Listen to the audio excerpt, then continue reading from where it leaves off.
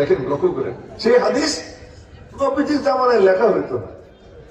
সাহাবীদের স্মরণ শক্তি এত ভালো ছিল, এটা আপনারা ভাবতে পারবেন না। নবীজির জামানায় এক জিল কোরআন শরীফও ছিল না, কিন্তু কোরআন শরীফ যতটুকু নাজিল হইতো নবীজির তো সাথে সাথে মুখস্থ হয়ে যেত। নবীজি একবার তিলাওয়াত করতেন, ওই তিলাওয়াত শুই না বাকি সাহাবীরাও হাফেজ হয়ে যেত। এবং কোরআন শরীফ লিখিত ছিল না কত বছর জানেন?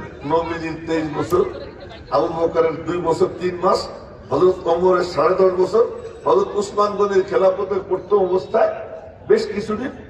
এই এত বছর পর্যন্ত কোরআন শরীফের একটা নুসখাও ছিল না, একটা কপিও ছিল না, কিন্তু সমস্ত সাহাবী হাফেজে কোরআন ছিলেন।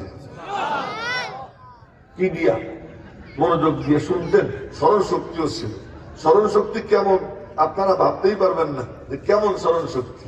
আল্লাহ, একজন বয়স 35 বছর, এই 35 বছর বয়সে উনি গেছেন হযরত ওয়াহশীর সঙ্গে সাক্ষাৎ করতে। নবীজির চাচার হত্যাকারী ওয়াহশী, পরে মুসলমান হয়েছে, ওনার সঙ্গে সাক্ষাৎ করতে গেছে।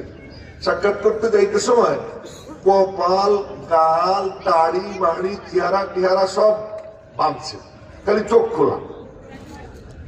তো গিয়ে বলতেছে সালাম দিয়া, আতারি মুনি, আমারে চেনেননি?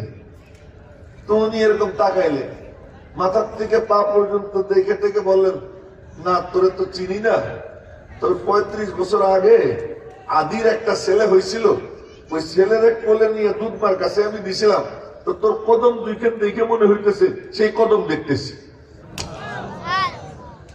আপনাদের কারো ছেলে মেয়ে যদি 1 বছর বয়সে হারাই যায় আর 20 বছর বয়সে পান, চিনবেন না? চিনবেন।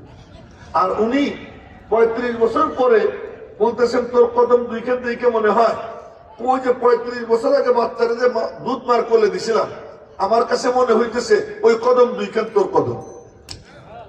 তখন উনি মুখের থেকে কাপড় সরাইয়া বললেন, হ্যাঁ আমি সেই। এমন স্মরণ শক্তি তাদের ছিল, তাদের জন্য এই লেখাটাকে দরকার ছিল। কিন্তু নবীজির